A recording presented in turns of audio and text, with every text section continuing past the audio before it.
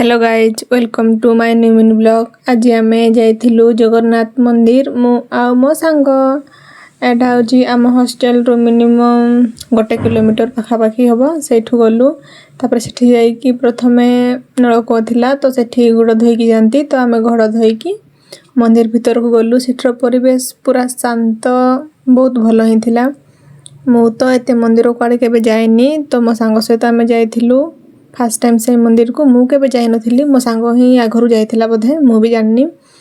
तापर से परिवेश रे आमे मंदिर चारि पाखे किछि समय बसिलु बस सारिकी बुलिलु आ सब ठाकुरन को जुआर हे सारला परे आमे नडिया नेथिलु सेठी फटेउ बोली हेले आमे गला बेलको मंदिर पूरा बंद हो जाइथिला तो आमे नडिया भी न फटेइकी सीधा रूम को पळे आसिलु कि ना रूम रे ही नडियाटा बाडे दउ बोली आ आमे नेइके आसिलु। तापर संध्या बेले छतरे नडिया बाडेइलु आ मंदिर चारि पट्टे बुलला परे बहुत शांति लागिला। आमर जगन्नाथन सहित भी आमर दर्शन हो पारला नहीं पुणी आ केबे गोटे जिबु आ रहिली। जय जगन्नाथ।